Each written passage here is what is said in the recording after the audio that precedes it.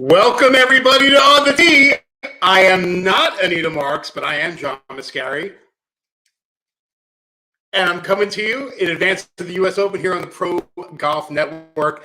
I'm usually joined by Anita and Christina Thompson from Golf for Her, but they're enjoying some fun in the sun. So while the girls are away, the boys are going to play. And I'm lucky to be joined with Dave Behrman from ESPN. He is the deputy editor of sports betting and oversees all the content for sports betting on ESPN, and he's the man. This is a great show to have you on, Dave. Thanks for coming on. Thanks, John, or not Anita. I can't even fathom that long hair. I don't know how you girls do this hair. It's unbelievable. Anyway, you love making people money, so that's why I love having you on the show, because we're going to talk about the week that we just got back from at the Palmetto, but we're really looking ahead to the U.S. Open at Torrey Pines. So as we always do, before we start every show, we have a show drink. And listen, Christina makes these fantastic drinks, and they're all foo-foo, and they've got ground cinnamon and twirls of orange. Let's have a beer, brother. Shock top. Cheers. That's it, man. I got a Corona. You got a shock top. This is summertime. Let's enjoy a beer. Cheers to all you guys listening at home. I am taking this darn wig off because I'm sweating and schwitzing everywhere. Anyway, back to the old John. But again, let's go, and I guess we'll kick it off, Dave, by looking back at the week before, the Palmetto Championship at Congaree, and quite an interesting finish. Would you say not? I would. I mean, it's one of those situations where smaller event, not getting a lot of pub, you had DJ in the mix, and then, to have a big lead by Hadley and then didn't do very well down the stretch. As you mentioned to me off air, he had about as many greens as you and I do on any given week, and that's not necessarily a good thing. But, great job for Hugo to come from behind. And we know the guy was close, and he's a youngster, and we knew that he had played well in the past. And to get that first win at an event like this is huge for him. I'm happy for him, and I look forward to seeing what he can do at Torrey Pines this week. Anita has always been on his on his coattails this year. She was on the Will Zalatoris train, but then he got engaged. So that was it. Right when that happened, she's like, get out of here. Right. So she's been on the Garrick Higo train. And one of the interesting stats that I saw about him was he's played in 49 golf events around the world that qualify for official world golf ranking events. So PGA, European, bunch of different tours all over the world. It's 49. He's won 7 times in those events. That's pretty impressive. Yeah, I mean, I don't want to compare him, but you only saw those type of numbers from one Eldrick Tiger Woods in terms of winning every 5 or 6 events. Now, granted, different type of events. Some of them are minor league circuits, other events. But at the end of the day, the guy's getting the big W. He's getting the checks at the end. He's playing now in the majors. And I think Anita might have been 1 or 2 weeks too early on him. I wish she had him last week and not 3 weeks ago at the PGA. But, hey, he's a name to watch. And I know I played him a couple of times now in DFS. And whereas I don't think he's going to parlay it into a win this week at Torrey Pines, I would love to see him do well and throw up some numbers to at least make you think about him. Right, and let's talk a little bit about, and you kind of buried it in the beginning, was Chasen Hadley, who came into round 4 with a 4-shot lead, which if you look at the statistics on tour, that's pretty much automatic to finish off the deal. If you go back 1 week, it seems to be automatic because all the sports books paid all the John Rahm tickets for the guy having a 6-shot lead and not being able to play on Sunday. So if I had Chase Hadley, might have some issues with the books not giving me the payout because the guy blew the lead. I'm like, is there a difference in the sports betting world? There seems to be, but that's why I was really surprised that the books paid out Rahm 2 weeks ago, because Hadley, 4-shot lead, you blow it. And, it happens. That's golf. It happens. You got to play all 72 holes, if not more. So the fact that he didn't get the job done leads me to believe that maybe John Rahm could have blown it the week before, but that's for a whole nother podcast. John Rahm, Chasen Hadley, a little different on the rankings, but we talked about it before. This was like watching a car accident. It was. Those last few holes, like, hey, I see this car coming over here. These guys aren't ready to go. And then, 75 in the last round, bogeys 16, 17, and 18. He hit 4 greens in regulation in this final round. And we talk about this curse, and I thought about it a little bit more. I did some research. He's won the Puerto Rican Open. Okay, so Tony Finau also won the Puerto Rican Open, and a few other guys have, and there's never been a winner of the Puerto Rican Open who has gone to win an event on the continental U.S., so the lower 48. And is this real? I can't think of any other reason why Tony Finau, with all of his stats, with all of his metrics, with all of his top 10 finishes, has yet to actually get a win on U.S. soil. And the only thing I can think of is there's the curse of the Puerto Rico Open. And many people may not know that is his only win, a B field event back in 2016 when we were all nice younger and maybe we all had blonde hair like you. But like that is his only win. And I'm not sure if that's why Hadley didn't seal the deal last Sunday. But at the end of the day, you got to think it's possible. The curse of the Puerto Rican Open. I think we have a storyline here. Yeah, we shall see moving forward. But let's get into the real meat and potatoes of this show tonight, David. And that's going to be Torrey Pines, the third major, the 121st U.S. Open. Tons of storylines, just chock full of stuff. And we'll kind of go through them. And I think if you were to say this maybe 4 or 5 weeks ago, the top storyline, if you ask me right off the bat, is Phil Mickelson trying to complete the Grand Slam. Right. And do we think he really has a shot? My answer is not going to change from what would have been 3 or 4 weeks ago. Hat tip to Phil for what he did, storybook PGA. You can never take that away from him. Catch lightning in a bottle. He hadn't been playing anywhere close to that caliber the entire year leading up to that.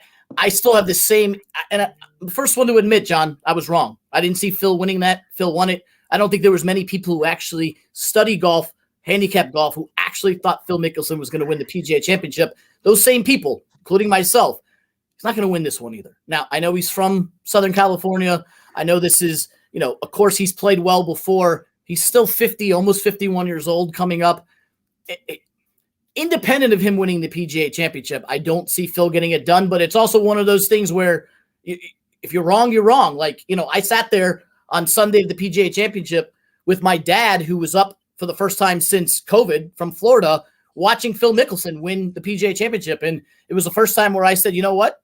I'm going to be wrong today. I had Brooks Koepka, and I'm going to be wrong. And it was a great story. If it happens again, just, give him the Academy Award for best upcoming film, like 30 for 30. You got it booked. But, I think maybe Phil, Phil's happy he won the PGA, but maybe, just maybe, he would have wished that to be the U.S. Open, so he has the career Grand Slam and all the ghosts of being the bridesmaids past. Not taking anything away. He's happy he won the PGA, but I'm pretty sure he wishes he won the U.S. Open, especially at, maybe Winged Foot or Shinnecock or one of those where he, threw it off a tent here or there. So, well, yeah, we all can forget that moment at Winged Foot, that's for sure. But one of the things I think that's real important for Phil is to feel that he belongs, and going toe to toe with Koepka at the PGA at Kiawah, I think elevated his confidence to a whole nother level. Now, has he been looking ahead to this ever since that? I think so. I think it's circled on the calendar, big red Sharpie, Torrey Pines, as you mentioned, California kid coming, and I say kid, he's 51, California guy coming back home to try to finish off the slam. And, it's a golf course that sets up well for him. He's long off the tee, right? Yep. And we'll discuss this point moving forward even more, how a U.S. Open setup will really, really benefit a long hitter. And watching Phil go toe-to-toe with Koepka, who's one of the longer players on the tour as well, I think bodes real well for his confidence. Now, 50-1 isn't 280-1 as it was for the PGA, but I don't know. I just kind of throwing a few shekels on Phil just for the hell of it, just to say I bet on Phil. I wish I had done it at the PGA, and I find it amusing because I told the story earlier today. Everybody who showed a picture of a Phil Mickelson ticket a few weeks ago, I responded to every single one of them on Twitter saying, can you tell me why? Because we all know, like, Phil Mickelson, Tiger Woods, LA Lakers, New York Yankees, like, it's a public bet. It's a public team. That's what Phil Mickelson is. Give me one sensible reason that you put money on Phil Mickelson. And the only logical response I got out of everybody was he didn't want to play the U.S. Open on a special exemption, so he had to go out and win it.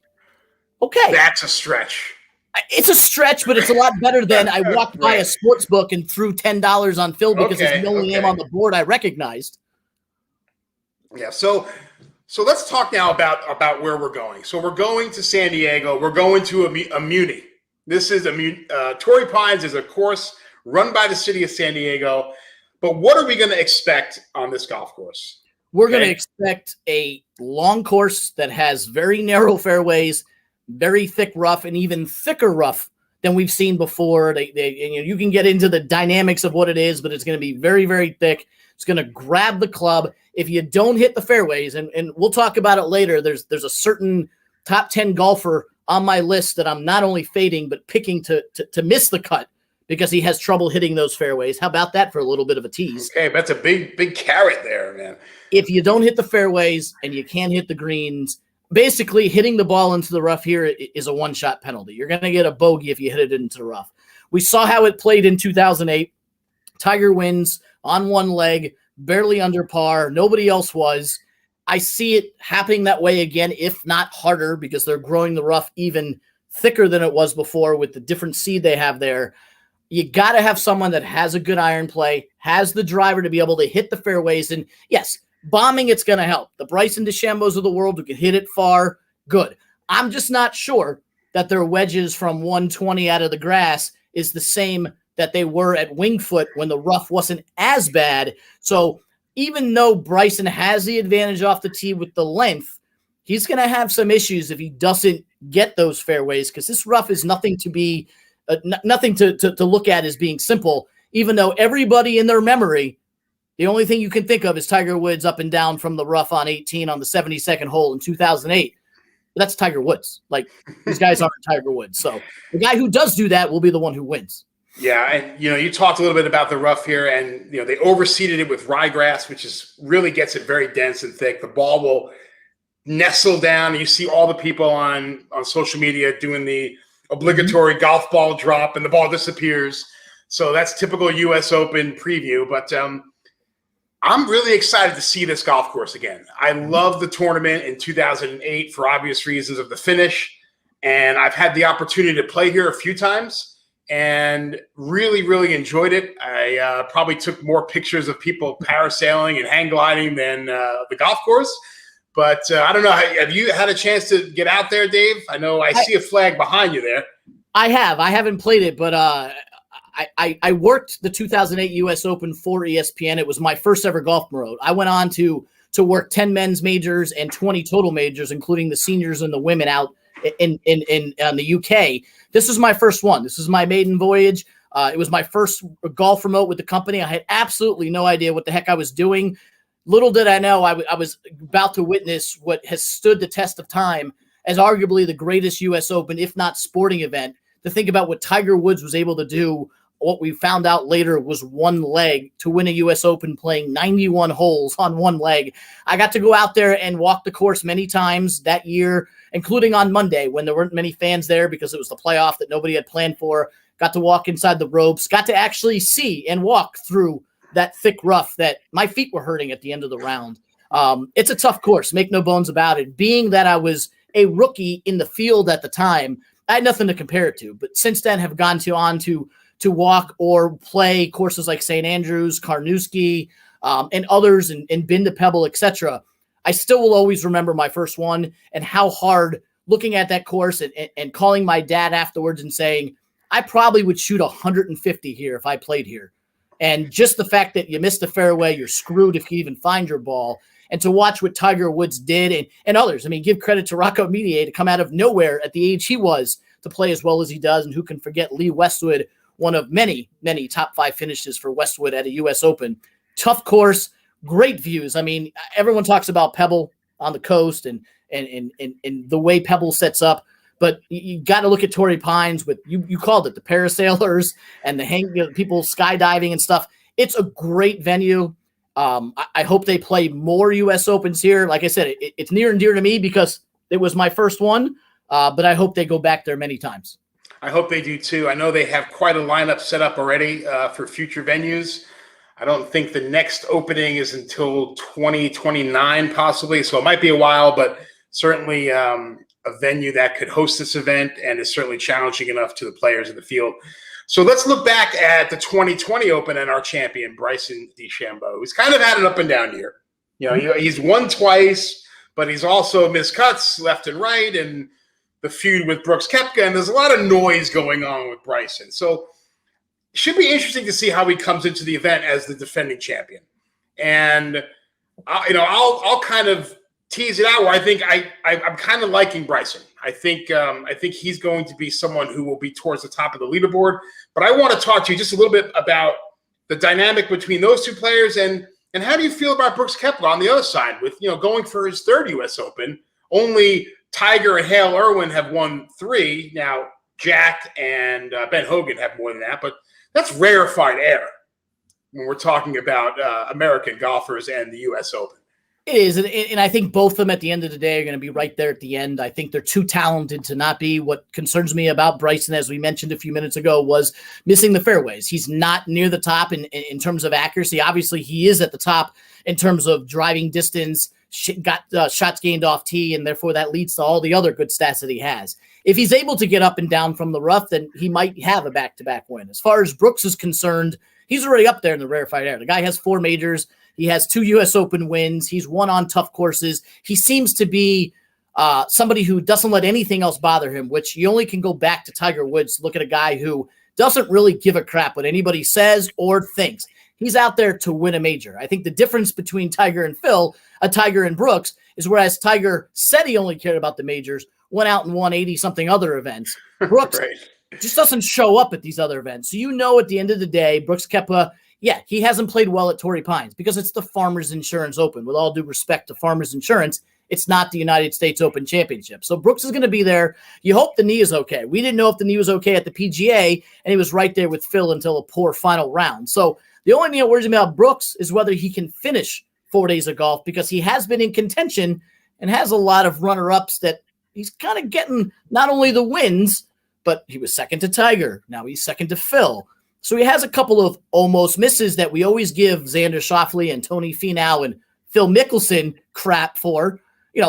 Koepka's finished the deal 4 times, but he's slowly creeping up with a couple of almost. Almost, right. Could have 8 or 9 major wins, and he only has 4. I think he'll be fine. This is a guy who can play on any course. You look at the metrics with Brooks, he is not someone that you can pinpoint to a certain type of course. With DeChambeau, it's real simple. The longer the course, the better chance he has, because he's going to put it out 50 yards longer than everybody else. If he hits irons and putts wells, Bryson DeChambeau is your winner. So courses that are a little bit more open are courses that he does well.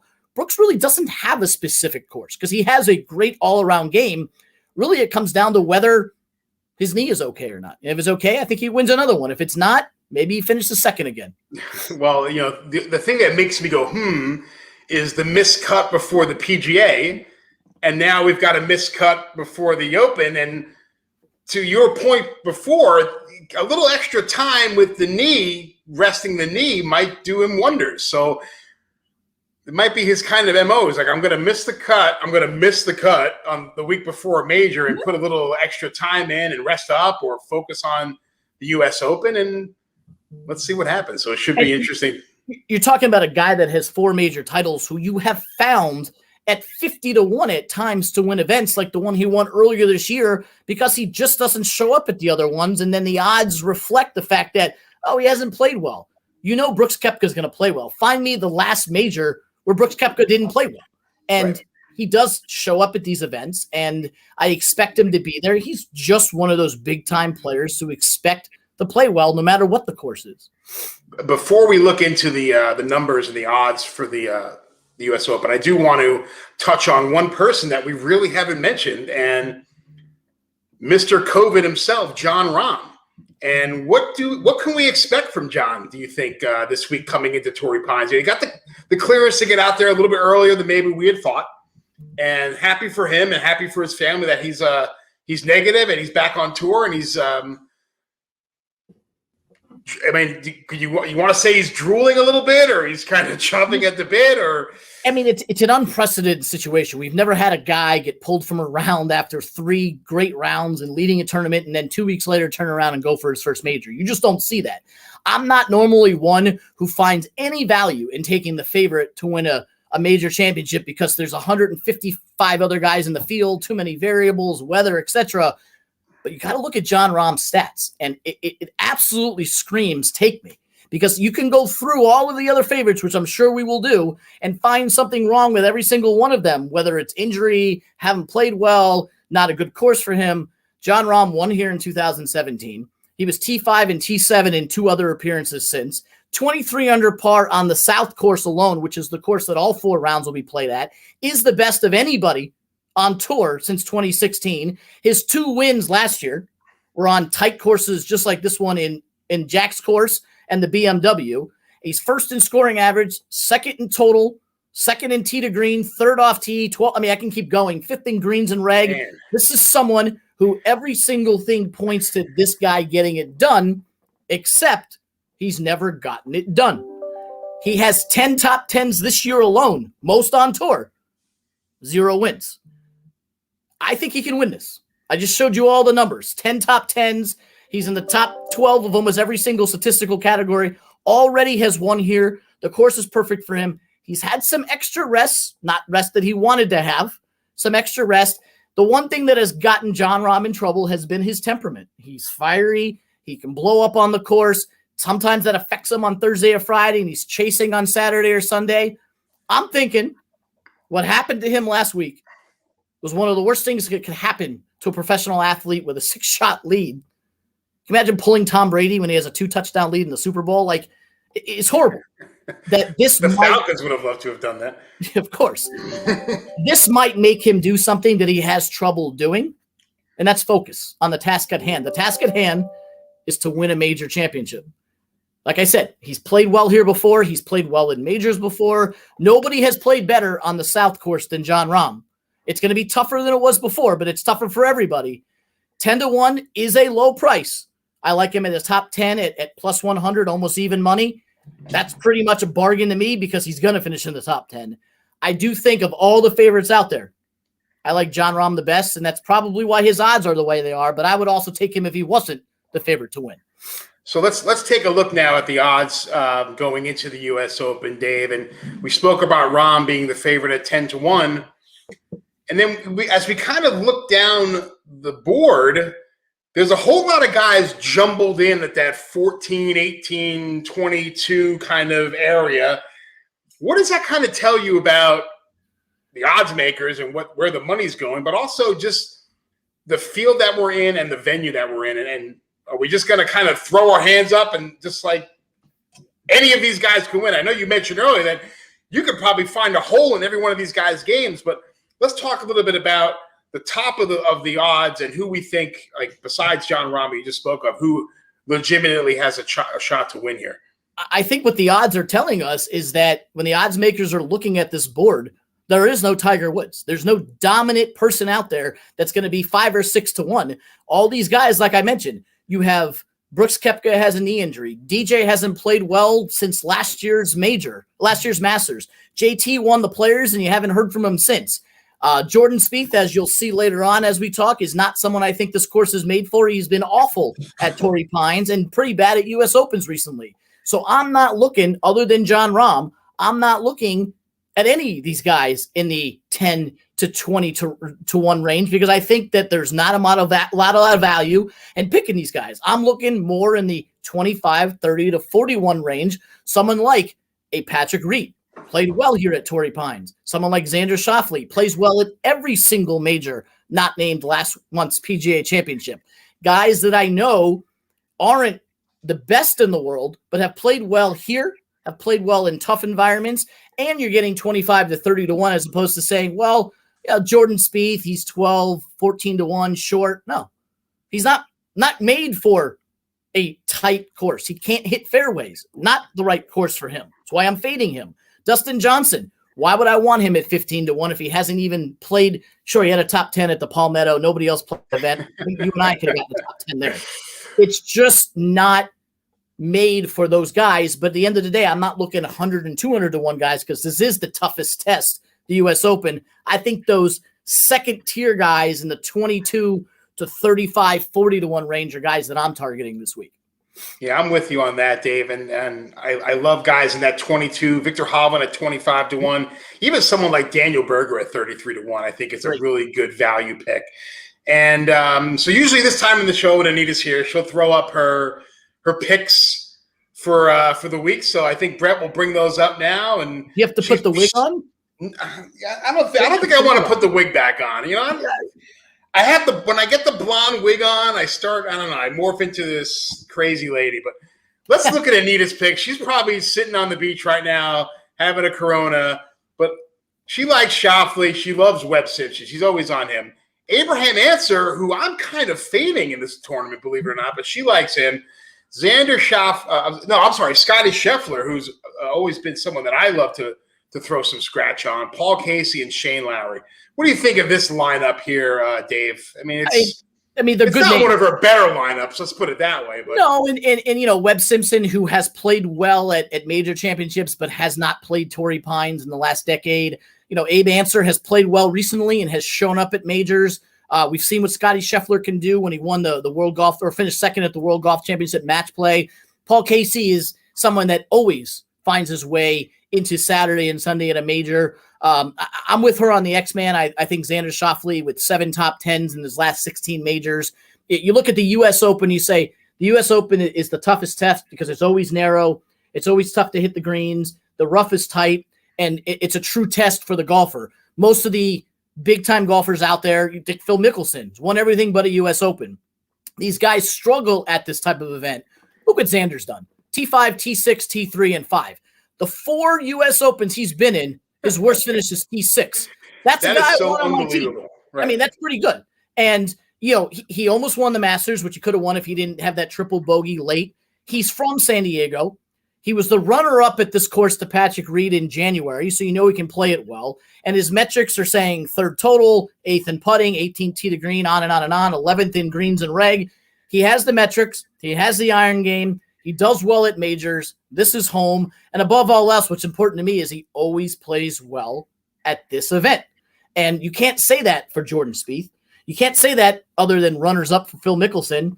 Dustin Johnson won 1. But at the end of the day, Xander Schauffele is always there. I love him at top 5 for $3.50 at plus 350, top 10 at almost 2 to 1. I'm playing all of that with Xander. I will have him in my DFS lineup as well. So looking at Anita's team, I like Schauffele the best. I'm not playing Simpson just because he's not familiar with this course. He just doesn't play this event. I do kind of like Abe Ancer, but I can understand why you would fade him. The rest are give and take. Like, sure, Paul Casey, I usually draft him, and every time I do a major, because he's going to be T17 at some point. As far as Shane Lowry, major champion, but more on a big open British Open type course, maybe not this one. A little surprised at that pick. I think he'll do okay. That's a double up lineup. I'm not sure it's a millionaire lineup, but I think she gets a good double up out of that one. Yeah, we'll give her a little pass on some of those. Ancer and Casey I usually have been on them for the season, but they're not as long off the tee. And for a tournament like this, where we talked about length being a huge advantage, I'm kind of fading both of those guys. I like Shane Lowry just for the fact I think he's kind of sneaky under the radar this year. He's got 4 top 10 finishes at Muirfield, at Kiowa, at Harbortown, and at Sawgrass. So he's been playing decent. Now, granted, it's a bit of a roller coaster season for him, but this is another big venue. Like you said, former major winner, although not a U.S. Open type golf course, but someone who isn't afraid of the big picture and the big light. One of the guys, my DFS lineup, I don't know if we have that, but I'll just kind of go through it. As I mentioned before, I love Daniel Berger, Shane Lowry, who I just mentioned, Gary Woodland, another guy long off the tee, has been playing pretty well of late. Getting me some Will Zalatoris at a decent price still, believe it or not, $8,600 on FanDuel. And my final guy is going to be DeChambeau. I think this course just sets up real well for him. I'm always on him in the U.S. Opens, and we'll talk a little bit about this as the show comes to a conclusion with our picks. I think he's just too long not to really take a serious look at in this event. So, and I'm with you. I'm with you with Willie Z. I actually have him in my lineup, my preliminary lineup. I have Xander, as I mentioned. Patrick Reed, who we'll talk more about, he is my favorite pick for the event. And one of my long shots that I think is going to play well, and he's in the 7,600 category, is Jason Kokrak. Here's a guy who's played very well recently. He's won on tight courses, 2-time winner this year, kind of flying under the radar. Not going to wow you with his metrics, which is why you'll find him at 7,600 and 60-1 to win. But at the end of the day, he's been playing extremely. He's flying under the radar, and I think he's a good get at that price. And one other name right now in my lineup might change. But good old Justin Rose back in my DFS lineup. JR, attaboy. It's a U.S. Open, and U.S. Open means Justin Rose. It's also a guy who was in the top 10 at the last 2 majors played, even though he hadn't been seen from in 18 months. Almost won the Masters, was right there at the PGA. So I'm excited about Justin Rose's chances this week as well. Someone who I like, and we'll kind of go off, is Adam Scott as well. I think he's been rounding into form pretty well of late as someone who's he played real well in Muirfield, and I think he obviously knows Torrey Pines very well. So I'm going to throw a couple of shekels on Adam Scott at the end. So now for the big reveal, let's talk about who we think is walking away with the trophy. We've had 2 majors so far, both of who have produced champions who no one really picked. Let's be honest. No one really picked Hideki at the Masters, and even though you got a lot of tweets with people who had betting slips for Phil, no one really had Phil at Kiowa. So do you think we're going to see a continuation of that where someone far back in the field surprises, or do you think this is, big horses for big courses here? I think it's big-ish horses for big courses here. I don't think any of the top guys other than John Rahm will win it. And as I stated earlier, I like the guys in the 20 to 50-1 range, and even Kokrak at 60-1. I guess I look at the 2 winners that we've had so far that nobody could have predicted. And I think it's funny that I'm in a snake draft that I do, a 10-person 6-golfer snake draft. And the guy who took Hideki said, I hate this pick, but because of where I'm at in the snake draft, I have to take him. And Hideki wound up winning the Masters. I thought that was amusing. You don't want to take him. Yeah. He winds up winning. Whoops. Right. Well, but Hideki was in that 30 to 35-1 range, while Phil was, nobody saw Phil coming.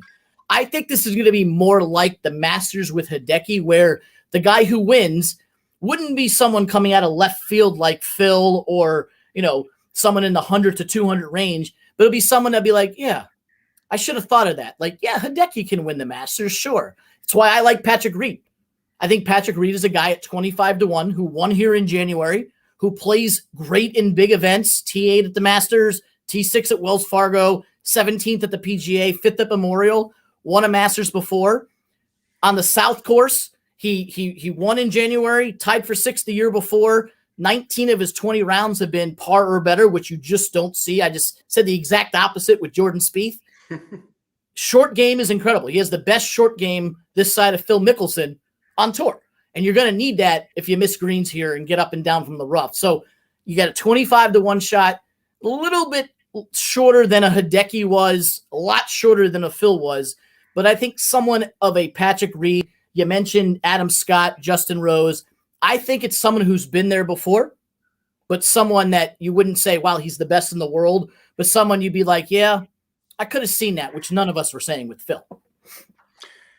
So, I will go ahead and kind of go backwards with you, and I'll look at the players that are in the middle of the field who I like. And I've been on Daniel Berger this show a lot. I think the golf course really doesn't set up that well for him, but U.S. Opens seem to be something that he does well in. And he's certainly no stranger to the POA greens that are at Torrey. So, he won at the Pebble Beach this year. AT&T Pebble Beach was his most recent victory. But I never really go chalk, and I'm not going complete chalk. But as I mentioned before, I think DeChambeau is set up to perform real well here. I think his length off the tee, and if he doesn't seem to hit the fairway, he will be able to come out of the rough with wedges, with sand wedges, where other guys are coming out with 8 and 7 irons. That's a big advantage for him. But I think one of the things that a lot of people don't talk about with Bryson, he's an extremely good putter. Mm-hmm. And we all know that the greens are going to get slick and they're going to get brown towards the weekend. And he is a very good putter. So I'm leaning on Bryson to win. Obviously the odds are not as good as maybe someone like Berger at 33-1, but I think the golf course sets up real well for him. And we're going to have a repeat U.S. Open champion. So, and to be honest, John, that wouldn't stun me. I think Bryson, obviously, with everything you just said, with having 110 yards in as opposed to 170 yards in with the wedges. I tell you the truth, in my snake draft, I had the 6th pick, and I sat there and who you would think went 1 through 5. I'm like, do I want Bryson? Can't pass him up. Wow, so he was still there at number 6 because people are worried about spraying the drive into the thick rough, and Koepka and everybody else that you would think, even Rory went before him, which actually surprised me. Wow. Xander was gone. I believe Anita took Xander 3rd. No surprise. She's on her team. And sitting at 6, and you can't pass. And I chose him over Dustin Johnson, who was still there, Justin Thomas, who was still there, and Patrick Reed, who I was hoping to get on the back end. I like your line of thinking. I just find it tough for me to calculate that Bryson DeChambeau is going to be a back-to-back U.S. Open winner, which is, as you mentioned earlier, with Koepka and Tiger and others, there's not many out there, and put Bryson on that list, that would make that whole rivalry real awesome, wouldn't it? Yeah, I was just going to say, wouldn't it be fun if they're in the final pairing on Sunday, Brooks Koepka and Bryson DeChambeau? Talk about must-watch TV. We're going to bring Brett in right now, our executive producer. Brett, how are you, man? I'm great. How are you? Yeah, man, I'm doing all right. How are we doing? I mean, we got no girls here, just the boys. How are we doing all right? I mean, honestly, it's about goddamn time, if we're being honest. It's, I think it's ridiculous that I don't get to shine on this show. I think you guys take me for granted. And I think without Anita and Christina here, I'm able to now finally hang the star that I'm man. You're a butterfly, and we're going to let you fly tonight. So this is the point of the show where we want to hear from our viewers. We want to hear from those on our YouTube channel. Maybe they're listening to us on social media with some questions. I'm sure we have a lot of coming into the U.S. Open with some interesting points or some. Yeah, so we've got some interesting stuff. The one that everyone wants to know about is, in either of your opinions, actually I should say in both of your opinions, which would be more intriguing for the U.S. Open? A Bryson Brooks Koepka pairing to start the tournament, or an organic pairing on Sunday at 1 and 2? Sunday 1 and 2, because they've already announced the pairings about an hour ago, and they're not together. I believe the rumor out there was they asked Bryson's camp and they passed. And to be honest, and John may agree or not, them playing in the first 2 rounds, which everybody wanted to see, would be amount to Tiger and Phil ignoring each other for 36 holes. That's what they did. They walked, they played their game, they ignored each other. You're not going to see much fireworks. More intriguing to me, even beyond playing 1 and 2 on Sunday, is having them together, paired together at the Ryder Cup, alternate shot. Bryson's got to play Brooks's ball, and Brooks has got to play Bryson's ball. Why the hell did you do that? What the hell did you do there? Teammates, not just against each other. Teammates. That's what the viewers should look for. Forget about this U.S. Open crap. I want to see them as teammates playing each other's ball in alternate shot. Stricker, get it done. That is must-see TV. I agree, Dave, man. I couldn't imagine that bitch fest that would happen at Whistling Straits if those two were playing together. What the hell are you hitting me over here for? Well, what about the last hole? What the hell, I'm with you, though. I think it would be really cool to see them play as a pair, but I don't think we're going to be that lucky. But, boy, 1 and 2 coming into Sunday in the U.S. Open would be unbelievable. So, just because they'd have to answer the questions. If they're playing together on Thursday and Friday, it's whatever. They're playing together. There's a third person there. They're all going to ignore each other. You play them together, just the 2 of them on Sunday, they're going to have to answer the question, what's it like playing with the other one? But still, I'm waiting until September, October. I want to see that at Whistling Straits. Right on. Before we only have time for one more question, but I'll say this. What would be really great, guys, and John will tell you, Dave, I've been trying to get the PGA to be more innovative this entire season on this show. And what I will say is, what I would love to see is, if going into Sunday, they are 1 and 2 going into Sunday and they are paired together, prior to their tee off, they have to do a UFC style face off and weigh in. where they have to get in each other's Face to face. smell each other's breath, and then they have to pretend to shove each other and the whole nine. That being said, our final question. Take it a step further. Let them play in a playoff on Monday where you have a whole nother day to think about it, and then it's just the two of them for 18 holes and nobody else is playing. Yes.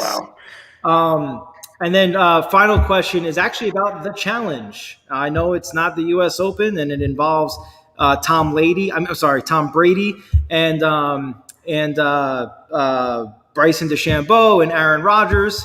Are you guys interested in this as golf pros and hardcore golf fans, or is this really just for the casual fan, or as we say, the cash out there? I am not interested at all. I don't, Dave. You could feel differently, Brett.